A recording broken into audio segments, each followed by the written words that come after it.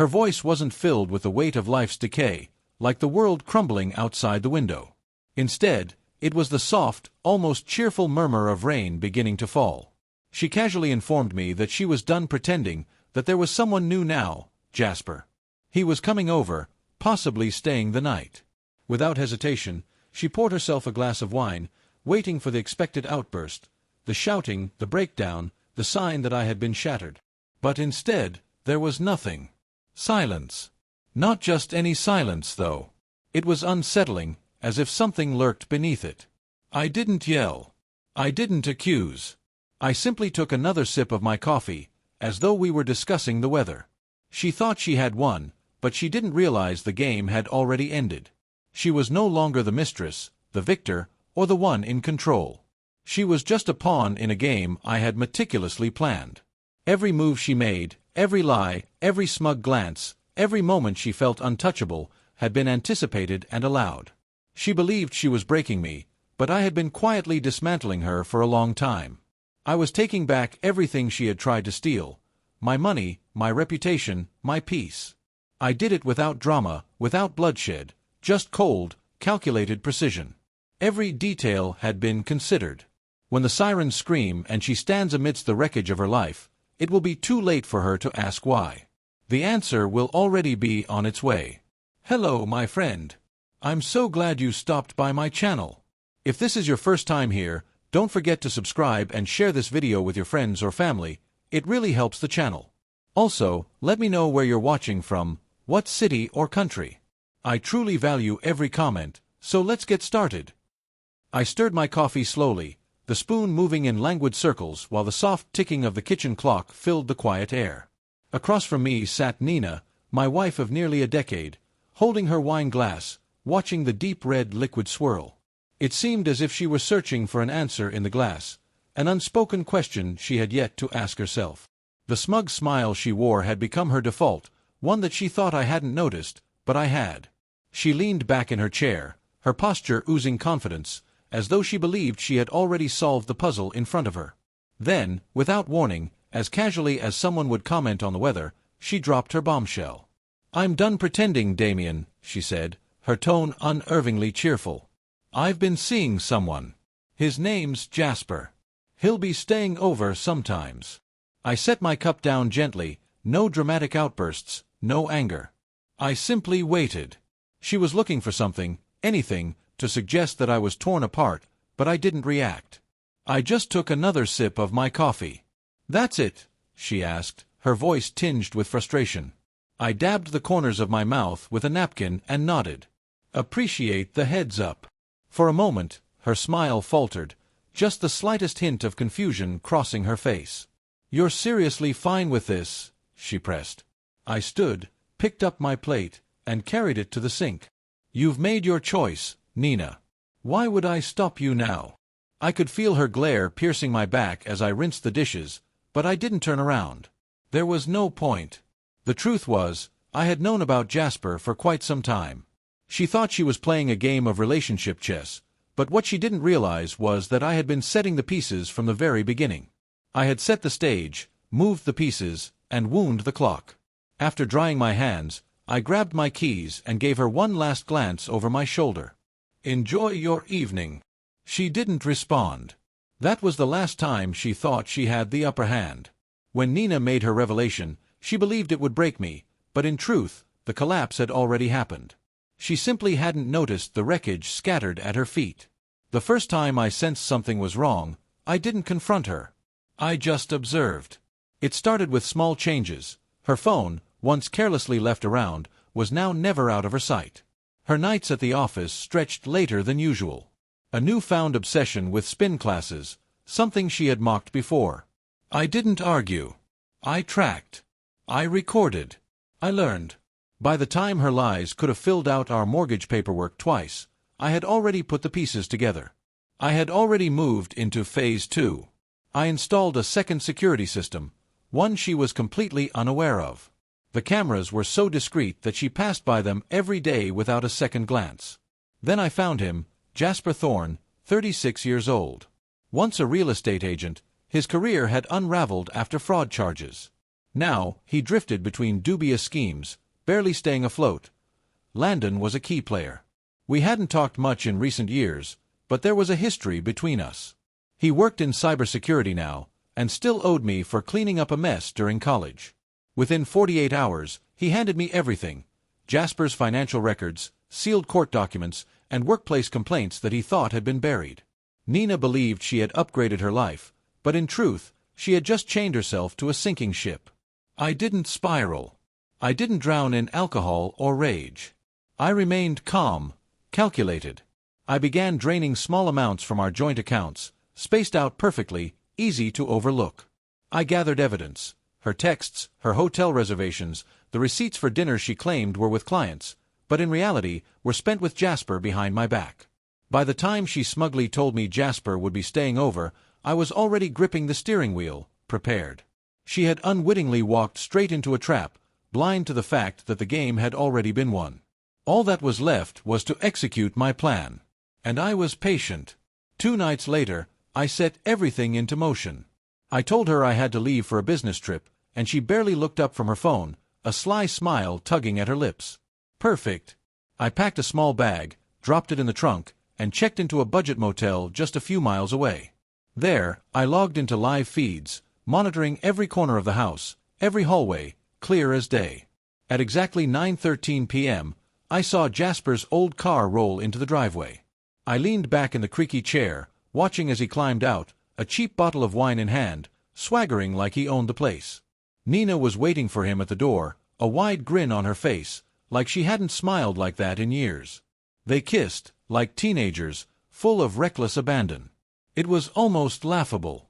They moved inside, laughing, chatting, and settling on the couch, wine in hand, at ease with each other. I needed to wait for the perfect moment when they were relaxed, vulnerable. Timing was everything. At 10:05 p.m., I made the call. Landon had a contact in private security who had connections with local law enforcement. I used an anonymous line and reported Jasper's violation of probation for his past fraud. My call was fast-tracked. By 10:27 p.m., the flashing lights filled the street. Nina jumped to her feet, spilling wine everywhere. Jasper fumbled with his shoes, barely managing to get them on before the door exploded inward with a deafening crash. "Jasper Thorne, freeze. Hands where we can see them," a commanding voice bellowed. He froze, eyes wide, caught in shock like a deer in headlights. Nina screamed as 2 officers rushed in, tackling him to the floor. I shut my laptop, slipped the motel room key into my pocket, and stepped outside into the cool night air. A few minutes later, I turned onto our street just as Jasper was shoved into the back of a patrol car. Nina spotted me through the chaos. Her expression twisted with fury and fear. "You!" she screamed, her voice cutting through the noise. "This is your doing." I parked calmly, stepped out, adjusted my jacket, and flashed her a relaxed smile. "Good evening, Nina." Jasper's shouting came from the back of the cruiser, but no one was listening. I stood on the sidewalk, my hands in my coat pockets, watching her approach with a stormy look on her face. "You set him up," she hissed, venom in her voice. "You've lost your mind." I raised an eyebrow and shrugged. "No, Nina. I'm just better at this game than you are." An officer walked past us, holding up a sealed evidence bag containing a switchblade from Jasper's jacket. The color drained from Nina's face. "You have no idea what you've done," she whispered hoarsely. "He might go to prison." I moved closer, speaking low enough that only she could hear. "He will go to prison. And you, this is just the beginning." For the first time since she stormed through that door, she was silent. Her eyes flicked nervously around, the flashing lights, the curious neighbors peeking through curtains, the officers still rummaging through Jasper's car. The life she thought she had built was crumbling before her eyes. "You're tearing everything apart," she whispered.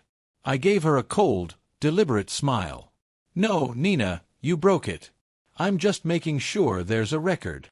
She instinctively took a step back, uncertain of what to do next. Jasper was in custody, the officers still keeping an eye on her, and I stood between her and the street.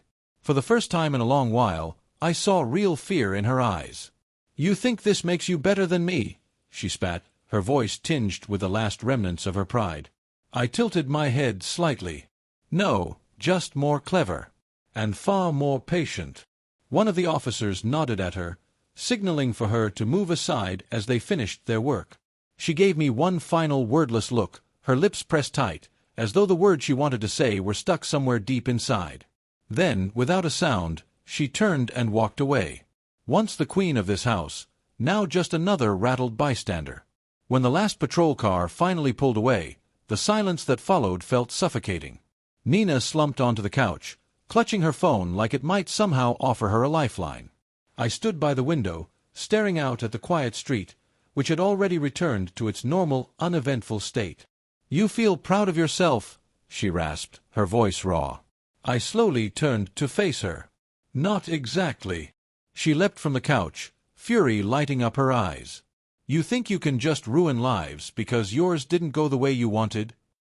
I let out a low, humorless laugh. "No, Nina. You wrecked your own life. I'm just speeding up the collapse." Her hands trembled as she thrust her phone toward me, voice shaking with anger. "I'll get a lawyer.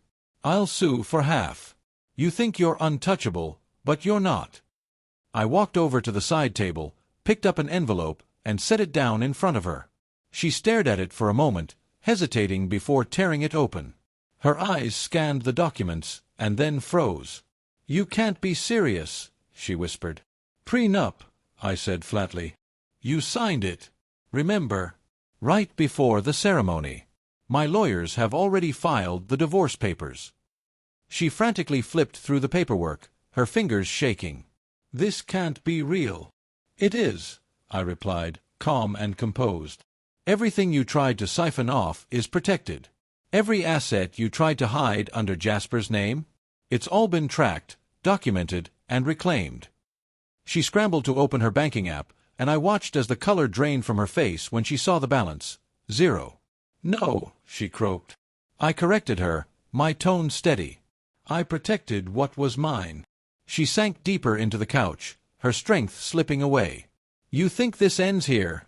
she muttered, still clinging to some faint hope. I smiled faintly. "Oh, Nina, this was just the financial chapter." Her head snapped up, her eyes wide. "Your reputation's next. And trust me, that's going to hurt far worse." I left her there, surrounded by the hollow remnants of a house that would soon no longer be hers. I wasn't finished, not by a long shot. By dawn, Nina was already in a new kind of hell. I sat at the kitchen table, sipping my coffee while scrolling through the latest headlines. She paced frantically through the living room, shouting into her phone, panic thick in her voice. "What do you mean I'm suspended?" she screamed. You can't do this." I took another slow sip from my mug, unfazed. The post had been scheduled to drop exactly at 6 a.m., a digital expose detailing her betrayal. Covert photos of her and Jasper, intertwined, text exchanges laced with flirtation and disdain for me, receipts from secret weekend getaways. All sent from anonymous accounts, carefully delivered to the inboxes of those who mattered, her colleagues, her parents, her closest friends. The pristine image of loyalty and elegance that Nina had worked so hard to build crumbled in minutes. Her phone wouldn't stop buzzing, calls, messages, some she answered, most she didn't. But it didn't matter now. The damage had already been done. By midday, her sister had cut ties. Her parents remained silent. Even her lifelong best friend sent a final message, "Don't contact me again." Nina stood frozen in the living room, clutching her phone as though it could somehow rewind time. She turned to face me, disbelief written across her face. "You orchestrated this," she said, her voice trembling, no longer a question but an accusation. I tilted my head, keeping my expression neutral. "Actions have consequences, Nina. You've just never had to face yours before." Her voice cracked, and tears welled up in her eyes. But I felt nothing, no guilt, no pity. This wasn't cruelty, this was correction. "You destroyed my life," she whispered, barely audible. I slipped my phone into my pocket and met her gaze, unwavering. "No," I said coolly, "you did that when you brought Jasper into our bed. I just made sure the world saw you for who you really are." She crumpled onto the couch as if her legs had given out beneath her, the phone slipping from her hands. It buzzed again, an email about unpaid leave, followed by a termination notice. I didn't need to hear another word. When the phone fell silent, after the call had ended, I knew. Her job was gone, and now Nina was truly, completely alone. Later that night, I heard a soft knock at my bedroom door, followed by her fragile, raw voice. "Damien, can we talk?" I opened the door slowly. Nina stood there, almost unrecognizable. Her hair was a tangled mess, her skin pale, her eyes swollen and red. She gripped the doorframe as though it were the only thing keeping her upright. "I've got nowhere else to go," she whispered, barely audible. I leaned against the doorframe, arms crossed, unyielding. "You chose Jasper. Did you forget?" Her lips trembled. "He won't answer me. He's gone. Everyone's gone." I let the silence hang between us before I spoke again. "I made a mistake," she murmured, voice quivering. "I was so stupid. I actually thought he loved me." My expression didn't change. "And you thought I'd be here waiting? Great. You finally figured it out." She shook her head, desperation creeping into her voice. "I didn't mean for any of this to happen. I'm sorry. Truly." I held her gaze for a long time, just long enough for a flicker of hope to appear in her eyes. Then, in a low, steady voice, I replied, "That's not my burden."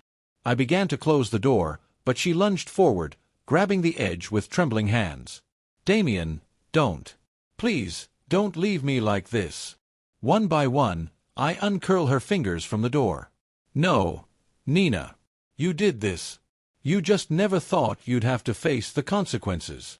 She crumpled to the floor, sobbing, but I didn't stay to watch. I gently shut the door, locked it, and returned to my bed. For the first time in what felt like forever, I sank into a deep, peaceful sleep. She had made her choices. Now she could live with them. Alone. A week later, the house was mine again. She disappeared without a word. No note, no message, just took what little she had left and vanished. That evening, I stood in the living room, bathed in golden sunlight. The hardwood floors gleamed, and the silence was perfect. No false smiles, no hidden secrets, just peace. The divorce had gone through seamlessly, quick, clean, uncontested. The prenup had been airtight. She walked away with nothing. No house, no alimony, not even the car. I'd made sure of that. Then word spread, Jasper had been denied bail. His past was even darker than anyone had imagined. Fraud, cons, and an assault charge now hanging over him. Nina tried to reach out to her old contacts, but no one wanted anything to do with her. She bounced from couch to couch until even those doors were closed. She tried calling me a few times and sent one last desperate email, but I ignored both. She became exactly what she feared, an afterthought, a cautionary tale. I put my phone down and leaned back in my chair, stepping onto the porch with a coffee in hand. The morning air was crisp and still, the world moving quietly around me. Neighbors passed by with smiles and nods, their lives ordinary and peaceful. My thoughts drifted back to that dinner, the one where she sat across from me, certain she held the upper hand. She expected me to break, to chase, to beg. But instead, I smiled and walked away.